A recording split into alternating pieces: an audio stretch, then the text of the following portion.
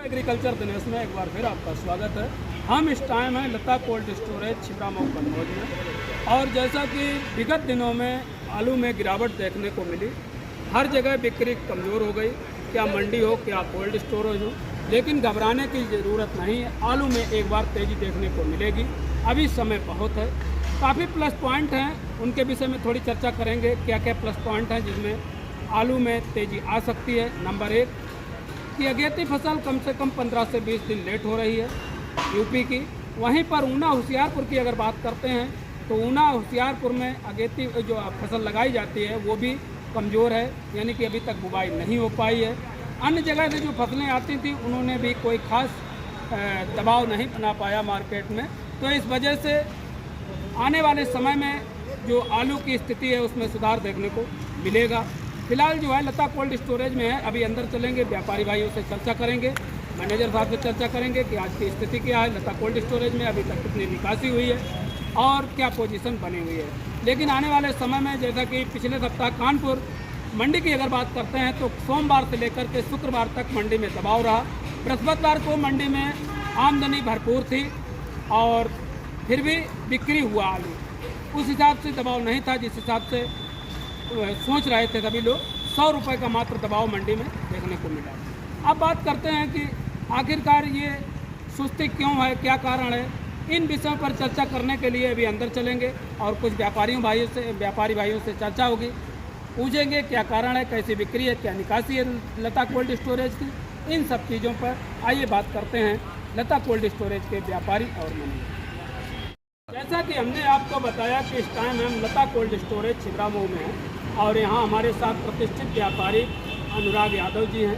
आइए जानते हैं, सुस्ती का माहौल चल रहा है और क्या आगे कुछ उम्मीद है। जैसा कि उम्मीद दिखाई दे रही पूरी तरीके से, यादव जी किस हिसाब से सोचते हैं कि आने वाले समय में आलू की क्या स्थिति होगी। बहुत बहुत स्वागत है सर। सबसे पहले सर अपना नाम बताइए। मेरा नाम अनुराग यादव है। यादव जी बताइए क्या स्थिति है आलू में अभी लगभग पिछले एक सप्ताह से सुस्ती चल रही है। कानपुर ज़्यादा सुस्त हुआ है बाजार, और अपना एरिया जो है कानपुर से कनेक्टेड है जी, तो अपने यहाँ के रेट में कानपुर का काफ़ी प्रभाव पड़ता है जी। अब कानपुर मंडी में एकदम जो जितना आलू डिमांड थी उसका ठीक 2 गुना 3 गुना आलू पहुँच गया।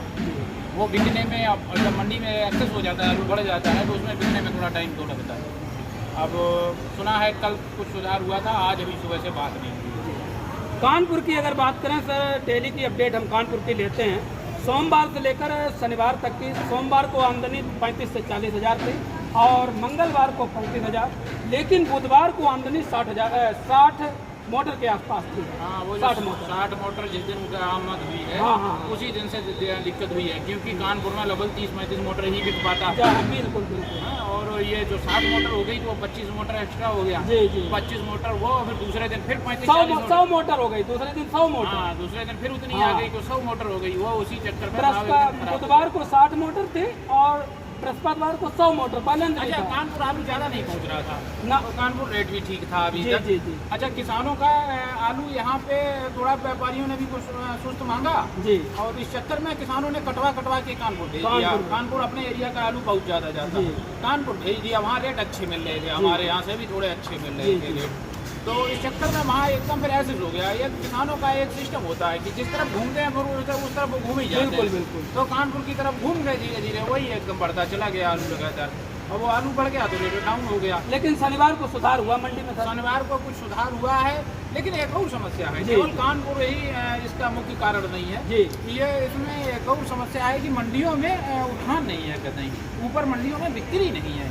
अब वो इस साल पहली बार नहीं हुआ है, अगस्त के महीने में लगभग हर साल हो जाता है।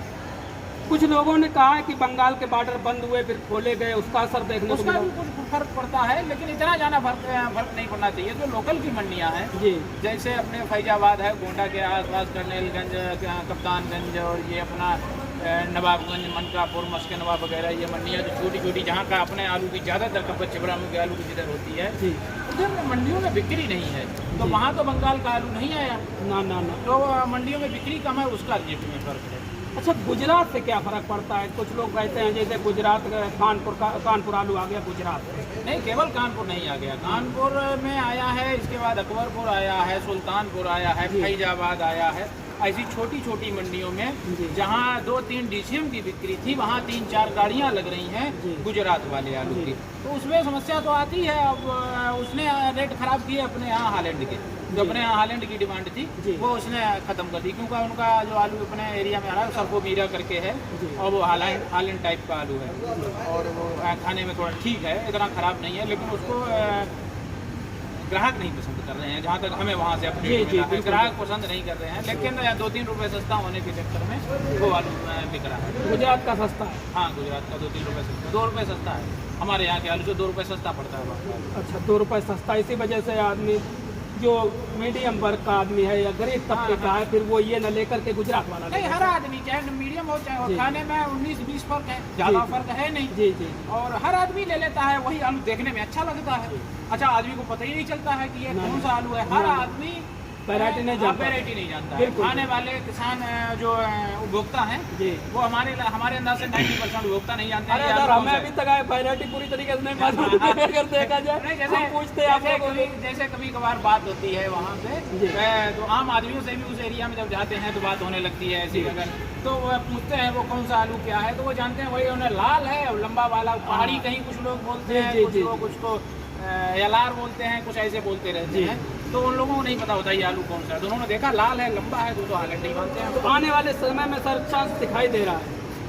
अब ये कह के थोड़ी परेशानी बढ़ती जा रही है। अगर आने वाले समय में चांस देखा, हम कहते रहेंगे हाँ। तो अगर हर आदमी अगर आने वाले टाइम के लिए रुक जाएगा तो आलू एकदम निकल कितना पाएगा। बेचना चाहिए। बेचना चाहिए। आदमी जो एकदम रुक गया है, आज 5 दिन में, कल और आज में हमने 1 पैकेट आलू नहीं खरीदा है, और जबकि ऐसा कोई दिन नहीं था जिस दिन 500-1000 पैकेट नहीं खरीदा। तो बेचना चाहिए, ये बहुत अच्छी बात भैया बता रहे हैं। और हर आदमी कह रहा आने वाले समय में चांस है, आने वाले समय में बढ़ेगा रेट, लेकिन अगर सभी लोग रुक जाएंगे तो शायद वो मुनासिब दाम नहीं मिल पाएंगे जिसकी हम उम्मीद लगाए। क्यों भैया? जी। अगर बेचते रहेंगे तो मुनासिब दाम मिलेगा। जैसे हमारे जिस कोल्ड में हम बैठ रहे हैं 2.5 लाख पैकेट का कोल्ड स्टोरेज है और इसमें अभी लगभग 75,000 पैकेट निकला, जी 30% निकला है जी पिछली साल से। अब जो ये रुकी है कटाई अभी 8-10 दिन में, जी 1 सप्ताह में, ये जो कटाई रुकी हुई है ये धीरे धीरे पिछड़ता जा रहा है। बिल्कुल बैलेंस होता जा रहा है। हाँ, ये बैलेंस बढ़ रहा है। तो जो पिछली साल की स्थिति थी बिक्री, जो अभी पिछली साल से कुछ 10-5 हज़ार पैकेट एक्स्ट्रा बिके थे, वो धीरे धीरे बराबर कवर होते चले जाए। कवर तो अगर बैलेंस देखा जाए तो आज की डेट में हमें लग रहा है पिछली साल और इस साल का बैलेंस लता कोल्ड स्टोरेज में बराबर है। बाकी ज़्यादा तो खैर नहीं जानते जी। हैं, इतना तो हम नहीं कहेंगे। सर एक बार रेट और बता दीजिए, हाईलैंड क्या रेट बिक रही है?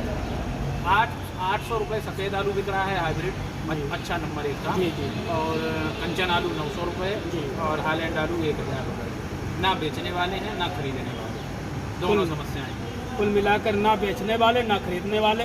तो भाइयों, अगर धीरे धीरे बेचते रहेंगे तो मेंटेन होता रहे। जैसा कि अनुराग भैया ने बताया भी है कि 2 दिन से 1 पैकेट नहीं लिया, और 2 दिन में आप अकेले ऐसे व्यापारी थे जो लगभग 1000 पैकेट, यानी 1000 पैकेट वो बैलेंस हो गया। अन्य व्यापारी भी सर होंगे। नहीं, कटाई भी नहीं हो रही है। कटाई नहीं हो रही है। आप बारामदा में देखिए, एकदम बारामदा में सन्नाटा पड़ा सन्नाटा है, है। बिल्कुल। और ऐसा कभी नहीं हुआ है कि लता कोल्ड स्टोर में 1-2 गाड़ी हमेशा कटी पड़ी ना रहे। शुरुआत से ही अगर अप्रैल मई से देखा जाए, मई से अभी तक ऐसा नहीं रहा कि लगभग 4-4, 5-5 दिन तक खाली रहे।